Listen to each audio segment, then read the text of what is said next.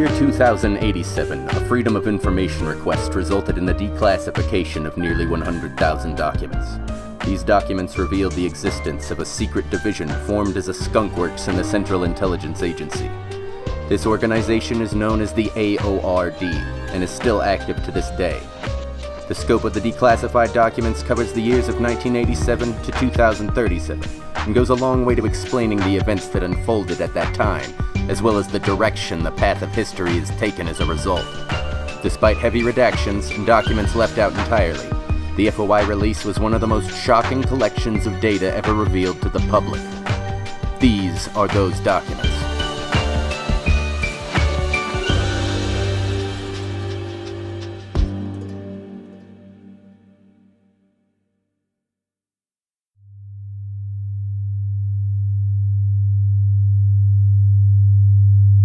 Case The Window Man. Entity or entities. Risk level 3. Sample held in. More occurrences expected. Discovery. On October 3rd, 2000, the Sanders family of North Carolina reported a strange man that was repeatedly looking through their daughter's window at their home at Street. Due to the nature of the police report, the sniffer automatically flagged the case for analysis, where it was promptly accepted as viable. From there, AORD officers were sent to North Carolina in the guise of FBI agents in order to take over the case from the local police. Audio log 1-1. Richard Sanders interview. Go ahead and start from the beginning. The beginning? Okay, so basically Cassandra started telling us that she couldn't sleep because of the man outside her window. When was this? I don't know, sometime in August, I think. Early August? Late August? Like, mid-August, I think. Okay, and Cassandra's your daughter, correct? That's right. Okay, carry on then. So, Cassandra was saying she couldn't sleep because there was a man outside her window, but at the time I thought, she's 9 years old. Kids have really vivid imaginations. She's probably having nightmares or hypnagogic hallucinations, I think it's called. Mm-hmm. Right, so that's what I thought it was, and Diane didn't think anything of it either. Diane is your wife, correct? Yeah, my wife. She didn't think it was a big deal at the time either, so we just told her it's not real and that she's perfectly fine and all that kind of stuff, which I feel pretty shitty about now. You didn't tell her to close the blinds? No, we don't have blinds on that window. We thought about putting some in later, but at that point we actually wanted to see what she was seeing, so. Got it. So when did you first start taking it seriously? That would be, I don't know, a week or two after that. My wife Diane, noticed that Cassandra was looking really run down and just, sunken eyes, nodding off, can't concentrate, a little paranoid, and so she asked Cassandra if she's still having trouble sleeping, and she says she can't sleep because of the man at her window. And then Diane comes to me, and we sort of argued about it for a bit, because I thought, she's just having nightmares. I thought if it was that bad, she would have come to our room in the middle of the night, but she never did that, for some reason. What did Diane want you to do? She just wanted me to go outside and see if there was, cigarette butts or any kind of sign that someone was coming by the window. And eventually I did go outside, and that's when I saw that there was some footprints there's a little garden thing under her window. It's got a little tiny fence around it, and we don't really do any gardening, so it's just dirt in there. Pretty easy to see the footprints? Yeah, it was really clear, and I saw that, and my heart dropped into my stomach. I'm like, holy shit, there actually is a man outside my daughter's window at night, just watching her. It was shocking. You didn't call the police at this point? No. Why not? Well, I don't know if you've ever had a break-in or your car stolen or anything, but basically, in my experience, if you call the cops, at least around here, they just won't even try to do anything about it unless you've got like a license plate on tape or some kind of serious evidence already. Like, they'll literally just show up and be like, sucks to suck, and then they'll fuck off back to the police station. And you think the police would have reacted the same way to this? Yeah, for sure. Like, it's definitely creepy, and maybe they would have parked outside our house for a couple nights, but I don't think it would have done much. Plus, I wanted to see this guy's face. That way, when I eventually went to the police or whoever, I'd have something better than a 9-year-old's description. I have a camera too, so I thought maybe I could catch him in the act. Did you get a picture of the man? No, I didn't. I took pictures of the footprints, though. Do you mind if we get those from you? Not at all. That's perfectly fine. Great. Okay, and you said footprints specifically, not shoe prints or boot prints? No, they were barefoot footprints, which is, well, in retrospect, it's not that crazy, but at the time I was thinking, there's nothing but forest around us.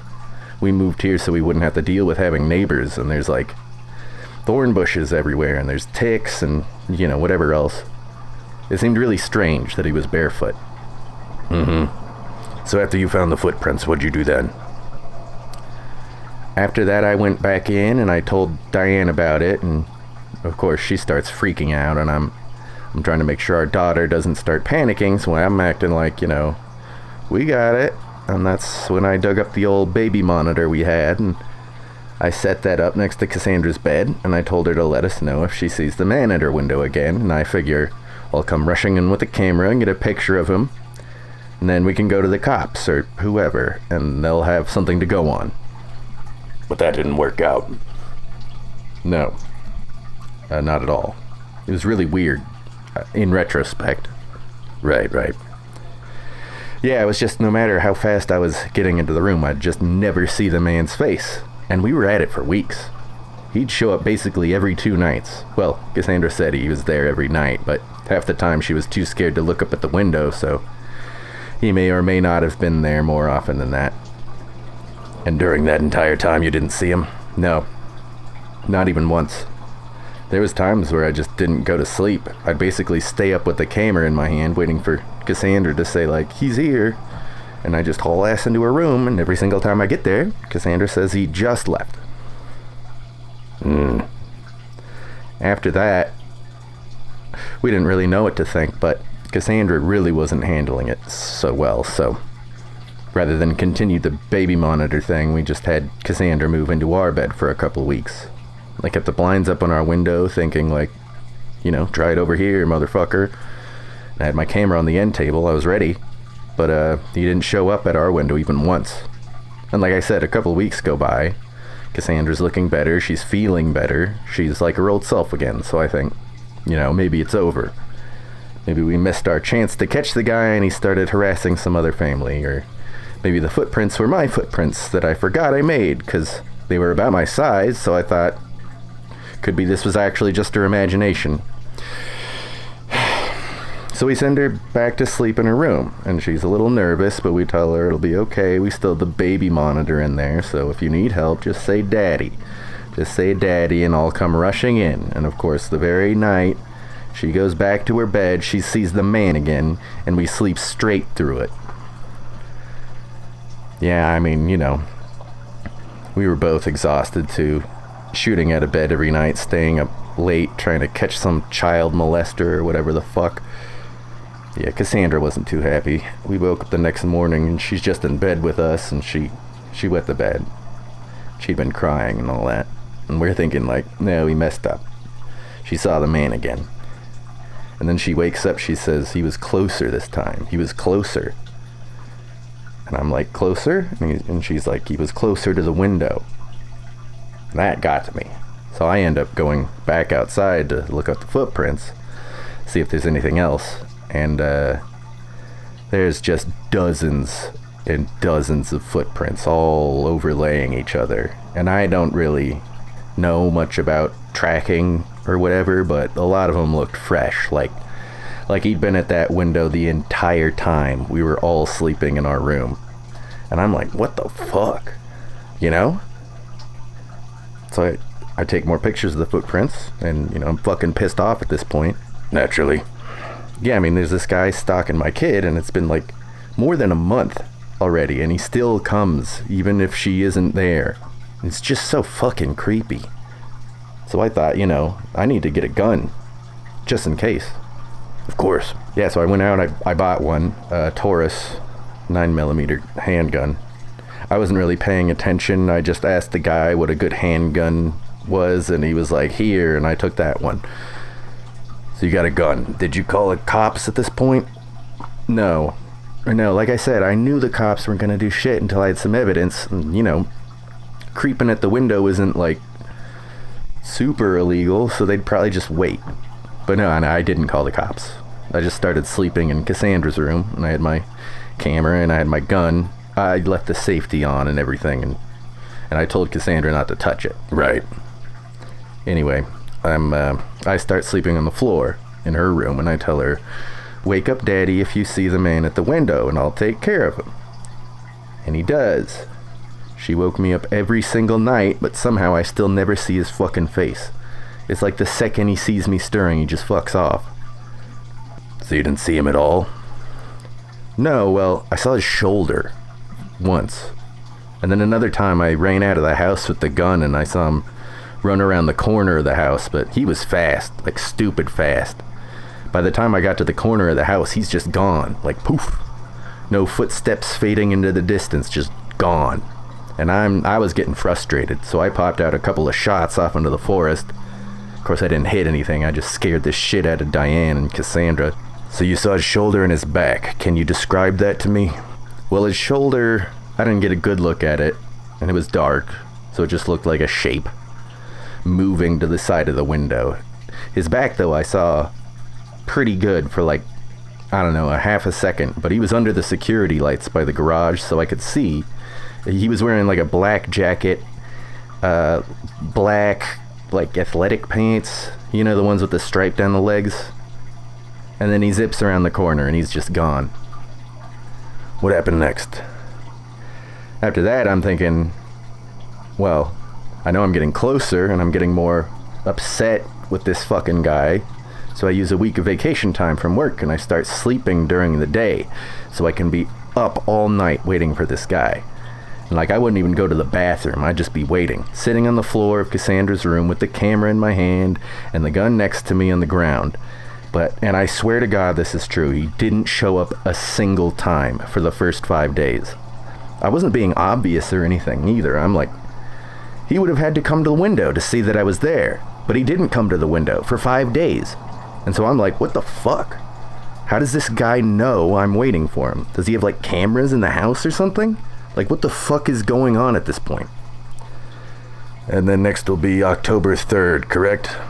Yeah, well, after the first 5 days, I think I'll hide in the closet, with it just barely cracked open. And I slept in there during the day, too, just in case. Just in case he had, like, a camera in my daughter's room or something. So I knew this guy was up all night, too. I figured I gotta start hiding while it's still daytime, just in case. Good thinking. Right? But yeah, that night, I'm, like, dog tired at this point.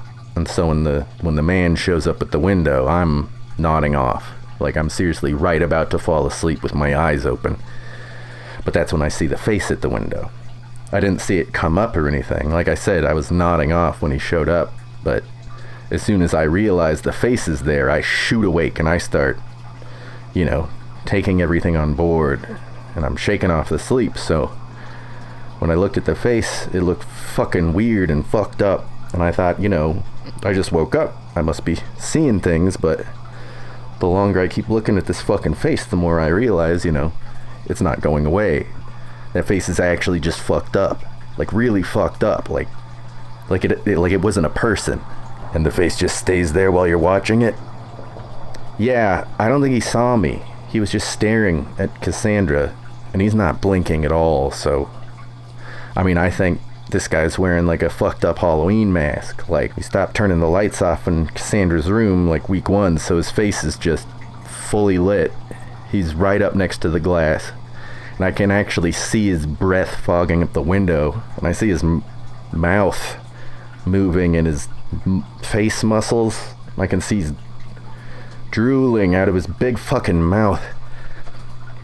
What did the face look like exactly? Right, sorry. It was like a little bigger than a normal person's head.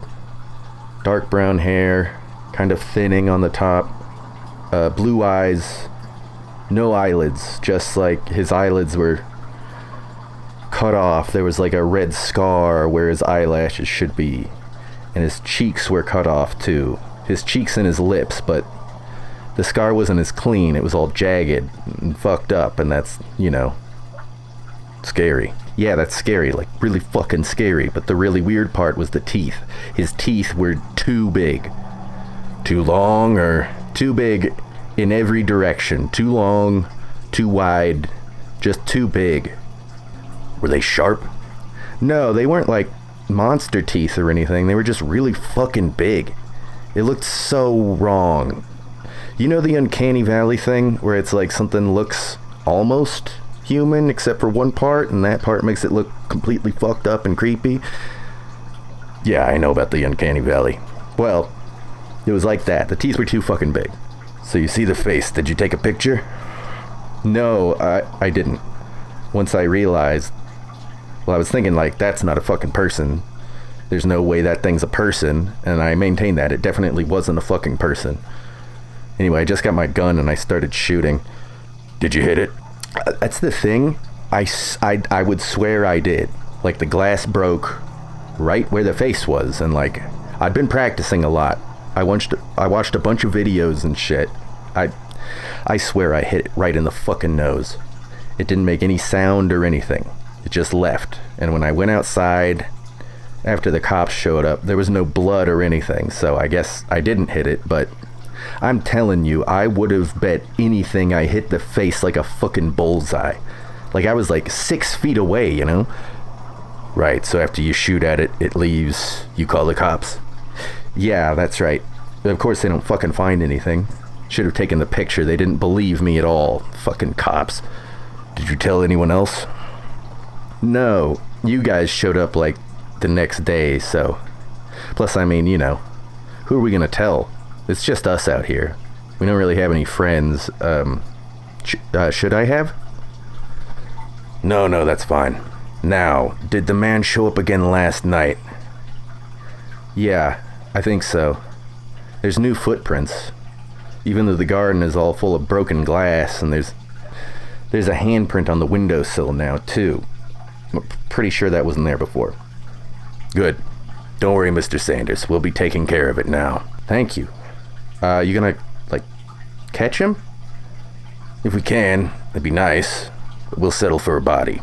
Unfortunately, we will need help from you and your family still. It seems like he's attached to your daughter in some way. Are you all right with that? Yeah, whatever it takes. Perfect. Thank you, Mr. Sanders. I think that should be all for now. Wait, I have a question. Is that thing actually human? No, Mr. Sanders. Probably not. Observation Log 1-1. Multi-sensor arrays are placed at 16 locations around the Sanders house. Road is blocked from both directions with a safety perimeter of 1/4 mile. Additional sensor arrays are placed within the surrounding forest, and a small drone team is positioned to keep an eye on the area north and south of the location in case the target approaches on foot. Cameras are set up in a total of 50 areas outside the house as well as 25 within the house, mainly focusing on the window in the daughter's bedroom. The Sanders have been instructed to continue living as they normally would, with the exception of leaving the house. For the purposes of drawing in the target, we must stay as close to the normal state of the location as we can without sacrificing observational completeness. First night is largely uneventful, as the target did not appear. However, at about 0 hours, we picked up an unusual field rating in the sensor array closest to our mobile base. It lasted roughly 2 seconds and represents a 500% deviation in background field. It is believed by Dr. that the target was indeed nearby, but in either a subdimensional space or a higher planar area. Dr. suggests that the witness testimony, as well as the field being isolated to the closest sensor array, indicates that the target may not appear if any observers are fully cognizant, with the exception of Cassandra, who he believes to be the target's prey. Observation Log 1-2. In addition to the sensor arrays and cameras, we have added 40 high-quality microphones. An alert system, and all members of the observation and security team are to wear cognition dampeners. The idea is for the observation and security team to keep their eyes and ears off the monitors and the surrounding area until such a time as the target appears, under the assumption it is unable to manifest directly under observation. Then, when it arrives, the cognition dampeners should keep our team from being recognized as observers. With any luck, this will make it unable to dematerialize before we are able to capture it. Target appeared at Cassandra's window at 015 hours and stayed for 2 minutes. In this time, the security team approached and attempted capture using traditional means, being sure to keep the target under direct observation at all times. Unfortunately, the target sensed the security team before they could get close enough to activate the tase net and escaped into the forest. Subject moved intensely fast, and though it made the motion of a walking human person, the movements of its body did not at all align with its actual movement across the terrain. The motions in its locomotion seemed to be completely unrelated. After traveling past the furthest sensor array, the target dematerialized, as signified by a large spike in the variable waveform exception, the field, as well as a considerable dip in short-distance geometrical compliance. On review of the captured footage, the witness testimony of the target's appearance is more or less confirmed. Target is approximately 6 foot 7 inches and has brown hair. Measurements of the impressions in the dirt suggest target is about 150 pounds. Target appears to be wearing a black Adidas jacket and black Adidas track pants. Target has largely Caucasian skin. However, during the observation period, a patch of matte black appeared in the target's hand. Target's hands have fingers that are approximately 300% longer than would be expected of a human that size. Analysis of the target's fingerprint show a seemingly stretched and distorted pattern rather than a proportionate change in skin ridge, size, and shape. Subject appears to have chewed off its cheeks and lips at some point in the last year, and its eyelids appear to have been cut off, either by itself or a third party, within the last 2 months. Target's eyes are common blue, and his facial features, adjusted for anomalies, are consistent with someone of largely Baltic and/or Russian ancestry. Teeth are measured to be roughly 300% wider and longer than would be expected of a human that size. Apart from the size, teeth appear largely normal, save for some considerable discoloration consistent with tobacco smoking. Target was seen to breathe, and that breath caused condensation on the window. A sample collected from the window did show the chemical composition of normal human saliva, dead skin, and trace amounts of other organic material. There was strangely no viable DNA samples within that saliva. It's as if the breath is a recreation of human breath, rather than the real thing. Likewise, target appeared to be sweating profusely, but no sample of sweat was recovered from the Sanders household or surrounding area. A variation in the field was consistent at all times in the area around 15 meters surrounding the target. This reading continued to be consistent as the target moved. This, as well as its off-putting method of locomotion, suggests the target isn't fully anchored to local reality, even when fully manifested. Considering its appearance, we are working under the assumption that it travels through subdimensional space rather than a higher planar area. It also has been suggested that the target either partially or occasionally exists in a quasi-dreamlike space and may be somnid in origin. However, the basic alpha and beta structures remain mostly unchanged during its arrival, local existence, and departure. That said, while considering its appearance, motion, and the fact that it can only appear while observers are in a near-sleep state, the possibility that the target is at least partially somnid should not be discounted. Observation Log 1-3. Once again, we prepared for the target's arrival, being sure to keep the house in an unobserved state until the alarms alerted the research and security teams to a spike in the field reading. This time, the security team was positioned closer to the window, and the cognition dampeners were set to a higher level. Despite the risks of dampeners affecting the security team's cognition, they felt it would not be a problem for them, as they've regularly trained under much more severe altered states of consciousness.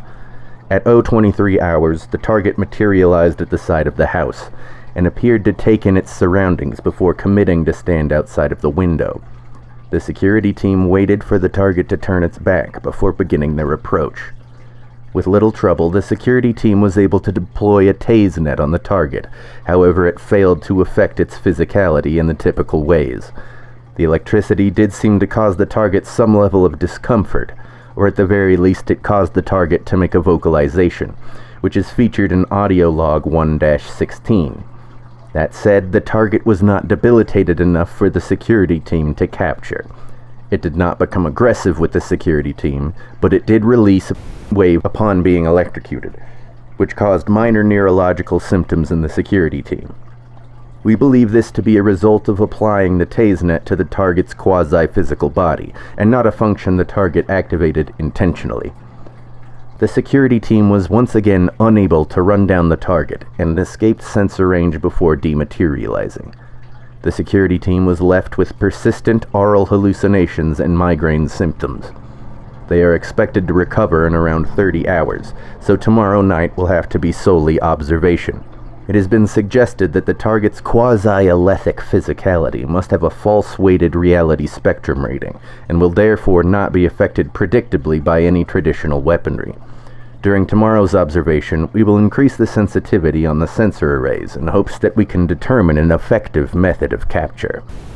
Audio log 1-16. Nice and quiet, boys. Don't try to think. Just act. Alright, let's close in now.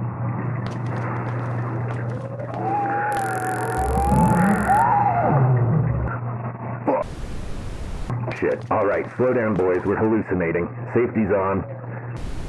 Observation log 1-4. Since the security team was unable to complete their duties, tonight's mission was data collection and analysis. Once again, research staff did not observe their surroundings until the alarm went off, and were wearing cognition dampeners. At 0:32 hours, the target arrived to the Sanders residence, and observation began. The target was far more cautious in its approach, and it took approximately 17 minutes for it to finally approach the window as usual. It seems, even after being accosted twice, the target is either unwilling or unable to give up on its prey. This is good news, as it will make it much easier to capture. Unlike previous visits, the target appeared to be scrambling at the window in an attempt to open it. It seemed to be having quite a bit of trouble interacting with the window in a normal way, like it understood how the window was supposed to open, but couldn't get its body to properly do it.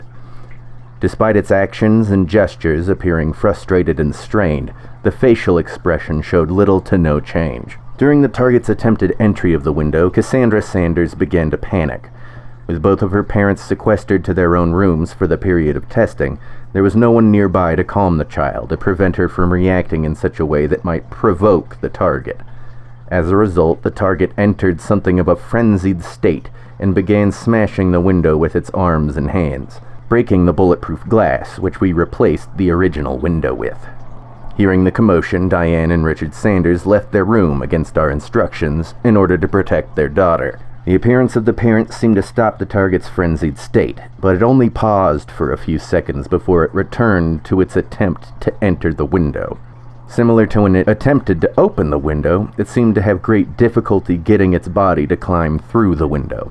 The research lead made the judgment call to discontinue observation and have the research team attempt to capture, or at very least chase off, the target. The target managed to enter the Sanders residence as the research team approached, with various weapons and idolatrous capture implements. The Sanders grabbed their daughter and began running from the target as it struggled to get to its feet within the house. It was then that the target became aware of our approach, presumably sensing our cognition, or potentially our observation of it. It snapped its head over its shoulders, and upon seeing the research team brandishing weapons at the window, it began sprinting through the house on all fours. The Sanders family screamed in unison from the living room as the target rushed past them and began slamming itself against the front door. The research team split into 2 units, one of which began climbing through the window, and the other approached the door from the outside. The second unit opened the door and immediately began the invocation of their weapons, 2 of which were instantaneous activations.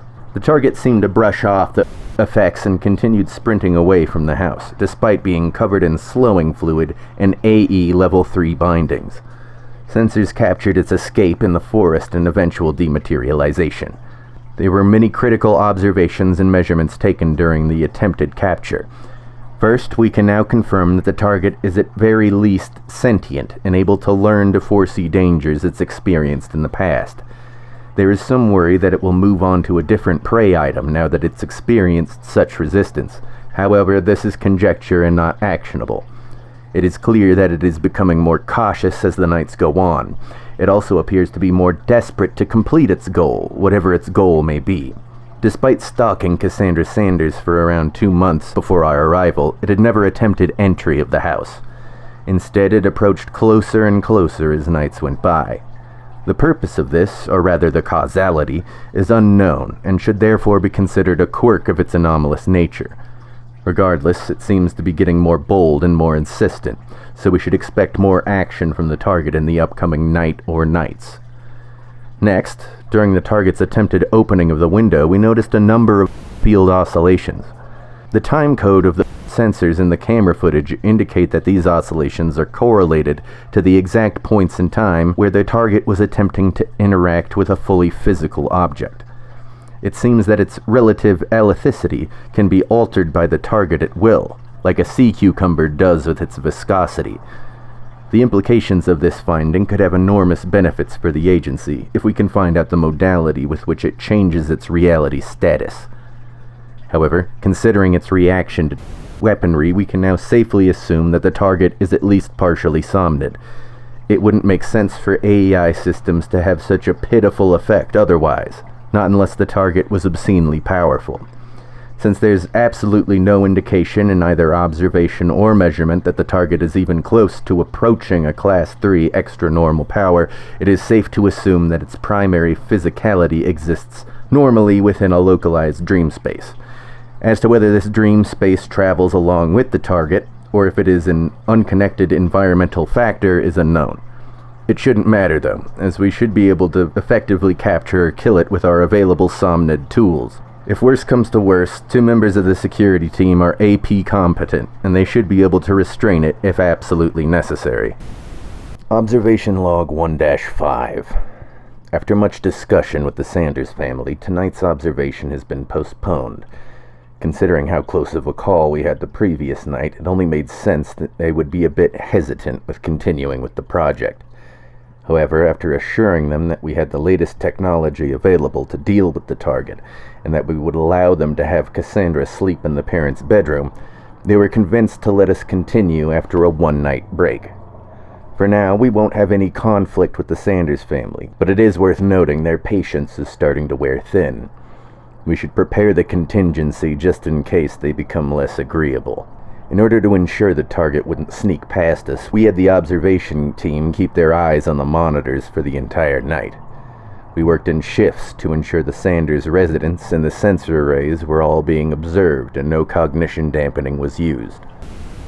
At 024 hours, there was an unusual field deviation that represented a 300% difference from the typical background field rating of the area. This is expected to be the target arriving at the location through its quasi-dream space tunnel, or subdimensional space, but because we're openly keeping an eye on it, the target chose not to appear. Dr. noted that the deviation in the field was a full 40% weaker than what we observed on the first night. This may represent some sort of trend, and requires further analysis. Dr. posits that the target's energy is beginning to wane, as it hasn't fed in the last 2 months. He believes that the target may have once been human, and is actively trying to fight its own survival instincts. The majority of the observation team finds this overly fanciful. However, Dr. has substantially more experience with similar entities and phantasms, and therefore shouldn't be discounted immediately. It's highly likely it's simply a slight variation in environmental conditions of the extraspatial area the target moves through. It is well recorded that the energy necessary to breach the prime dimensional plane can vary wildly. Even though this deviation would be the largest ever recorded, it isn't fully outside of expectation. Observation Log 1-6. The security team has returned to full duty now that their psyches have been cleared of wave interference and its residual effects. Each of them has been given an SSLM-D12, wave shielding, and the usual cognition dampeners. The observation team have been equipped with SSDM-D10s just in case the capture goes foul and the target must be destroyed immediately. The Sanders family, though quite distressed over tonight's test, feels safer having the security team in position next to the house.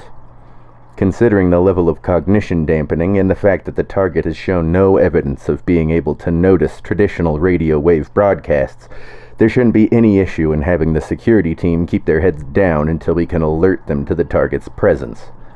Additionally, the Sanders family will be sequestered to their parents' bedroom, in theory giving us a bit more time to close in on the target as it attempts to enter the premises.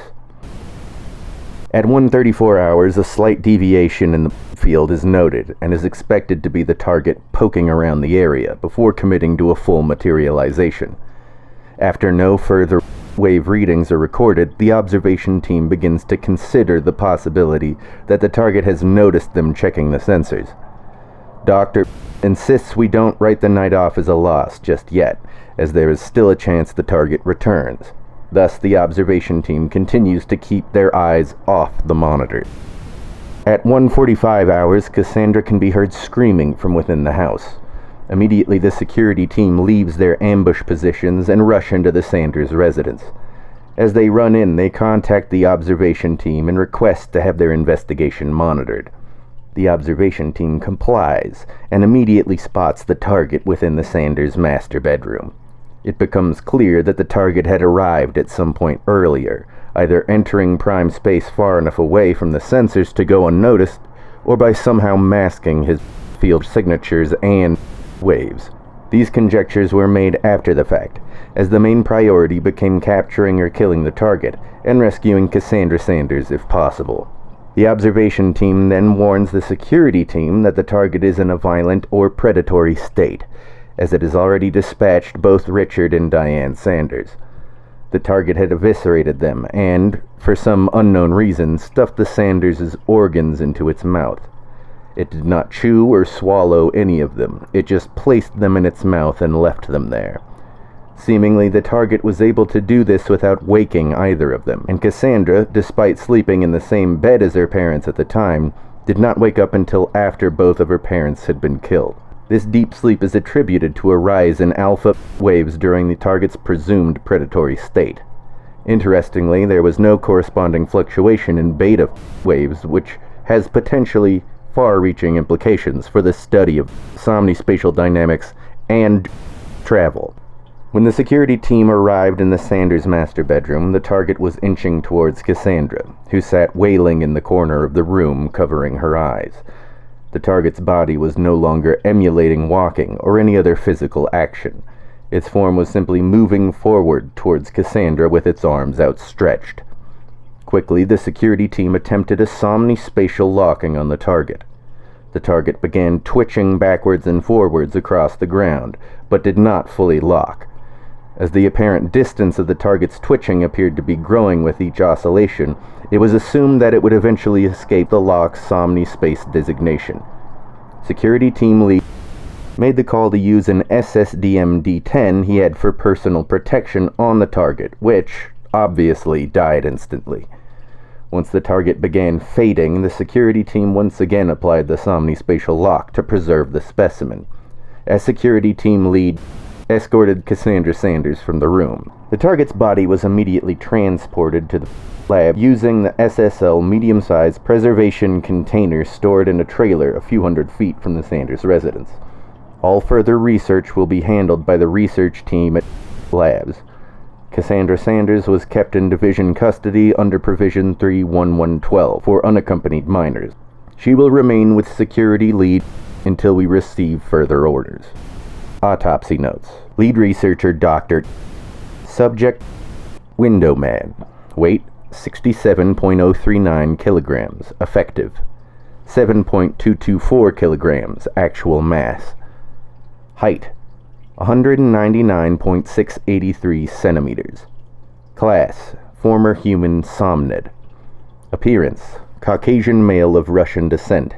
Suka tattoo across the back and shoulders.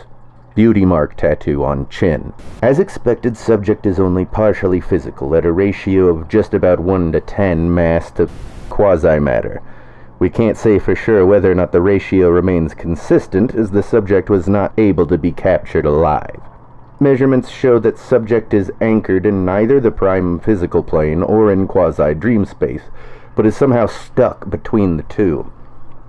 This is surprising, but considering how new the study of somnispatial dynamics is, it isn't terribly jarring. I've collected over 100 biopsies of the subject's actual matter and their quasi-matter to test once the proper equipment becomes available. Should be a good haul, I think. The subject's physical matter has begun decomposition. As with other somnids, this is presumably because it hasn't been fed any signals since arriving here, rather than the fact that it's been killed. We won't be able to know for sure, but considering the subject's attempted prey was found to have strong AC potential, I think it's safe to assume the subject needs to eat the same way as other fully unalithic somnids. As for the insides of the subject, there aren't any.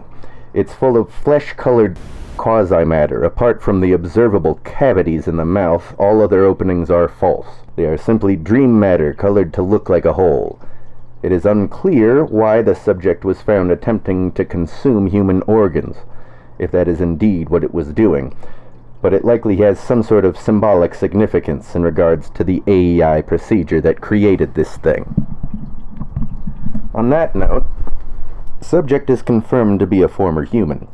After one of the research staff adjusted a photo of the subject on our computer, we were able to find a match in our facial recognition database. The subject used to be one of the agency's former assets in the Solntsevskaya Bratva. He'd been assumed dead after we left him to dry when his usefulness expired. Apparently the rest of the Bratva, and in turn the FSB, found out he's been spying for us, as his docket doesn't make any mention of a Suka tattoo or a beauty mark. As I understand it, these tattoos signify him as a rat and a bitch, respectively. Apparently the DSRI is trying to get a physical human into the dream space. Either that or they're just making whatever kind of monster they can think of now. Regardless, the subject is Russian and from Russia. Odds are good they sent him here intentionally. I imagine we'll have to pretend he's still out there in North Carolina wreaking havoc, as long as our acting ignorant policy is still in place. Not sure if I can learn anything else from this body until I can test the biopsies, since there's really nothing inside it. That said, I did notice an unusual reading when we transferred him from the mobile Somnilock to the lab's fixtured SSL.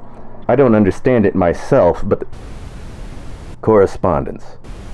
2. Security Team 454. Leader... Sender. Program Supervisor.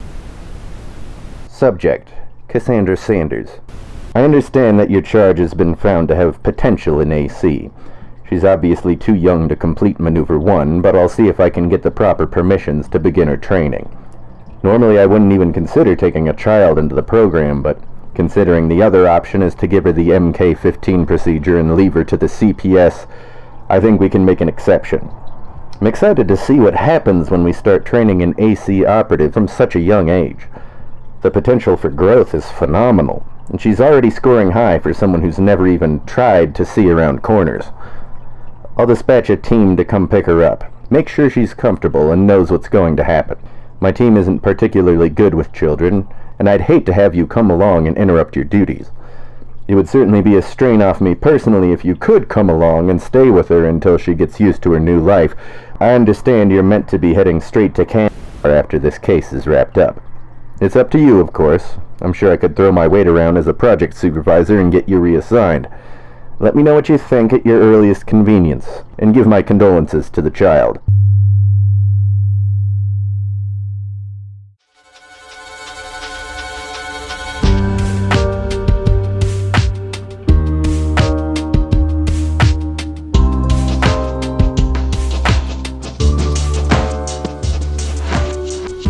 FOI is written, produced, and edited by Kit Curtis. The theme song, Illuminati Swagger, was produced by Albert Bahar and was sourced through upbeat.io. That's upbeat with 2 P's and IO with an I and an O. License information is available in the description. This month's episode was titled Window Man, and it's based on a true story that will happen to you. If you like the show and want to hear more of it, bring your appreciation in the form of US dollars and meet me at the Denver Zoo at 7:30 p.m. I'll be in the reptile house next to the Komodo dragons wearing a black hoodie with a large red hand printed on the back.